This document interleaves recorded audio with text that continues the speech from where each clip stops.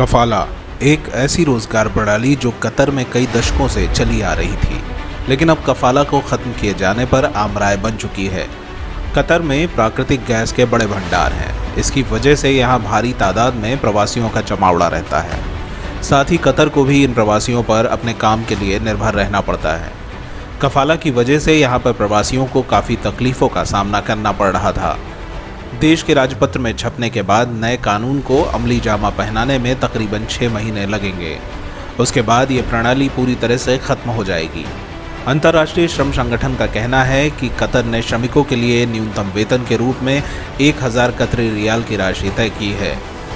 न्यूनतम वेतन नियम के तहत नियोक्ताओं को अपने श्रमिकों को रहने और खाने का भी भत्ता देना होगा अगर वे इसे मुहैया नहीं करा रहे हैं। आइए अब एक नज़र डालते हैं कि क्या है ये कफाला कानून। दरअसल में कफाला कतर में नौकरी देने वाले और नौकरी करने वाले के बीच एक तरह का करार होता था। इस करार के मुताबिक जो शख्स कतर कफाला के तहत नौकरी करने के लिए जाता था, वहां जाने के बाद वो सिर्फ वही काम करता था, उसे दूसरा कोई काम करने का हक नहीं होता था। अगर मजदूर वो काम नहीं करना चाह रहा है तो दूसरा काम करने के लिए उसे नियोक्ता की इजाज़त लेनी पड़ती थी। इस कानून के तहत लोगों के पास रोजगार के दूसरे विकल्प भी नहीं होते थे।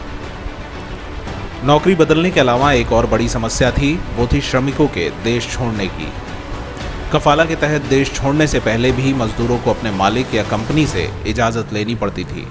कतर में प्राकृतिक गैस का भंडार है, इसी वजह से यहाँ नागरिकों की प्रति व्यक्ति आय काफ़ी ज़्यादा है।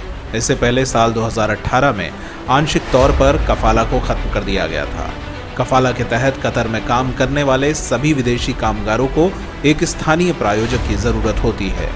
यह प्रायोजक कोई भी व्यक्ति हो सकता है और कोई कंपनी भी। कतर में कफाला के खत्म होने के बाद श्रमिक चैन की सांस ले पाएंगे। अंतर्राष्ट्रीय श्रम संगठन के मुताबिक अब प्रवासी श्रमिक करार खत्म होने के पहले नौकरी बदल पाएंगे।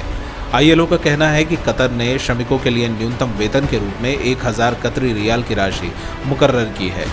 न्यूनतम वेतन नियम के तहत नियोक्ताओं को अपने श्रमिकों को रहने और खाने का भी भत्ता देना होगा अगर वे इसे मुहैया नहीं करा रहे हैं।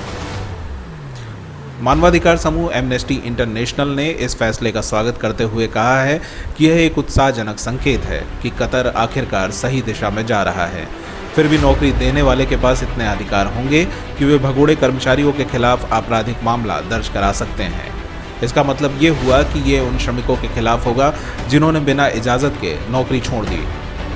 एमनेस्टी इंटरनेशनल के अधिकारी स्टीव कॉकबर्न ने अपने बयान में कहा कि हम कतर से आग्रह करते हैं कि वह सुधारों पर और आगे जाए, जिससे भगोड़ों के आरोपों को भी हटाया जा सके। कतर में पहले से ही प्राकृतिक गैसों का भंडार मौजूद है और अब वहां निर्माण के क्षेत्र में भी तेजी आई है। अन्य खाड़ी देशों की तरह कतर को भी लाखों प्रवासी मजदूरों पर निर्भर रहना पड़ता है। प्रवासी मजदूर ज़्यादातर दक्षिण एशियाई देशों, जिनमें भारत, नेपाल, पाकिस्तान और बांग्लादेश शामिल हैं, कतर में जाकर काम करते हैं। अभी तक ये सभी कफाला रोजगार प्रणाली के तहत ही वहां जाते थे।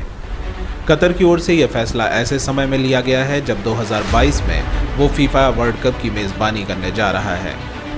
यह फैसला श्रम सुधार की तरफ एक बड़ा कदम माना जा रहा है। देश दुनिया से जुड़ी ऐसी खबरों को सुनने के लिए सब्सक्राइब कीजिए ब्लंट न्यूज़ को और बेल आइकन को प्रेस कीजिए ताकि हर खबर पर हो आपकी नज़र।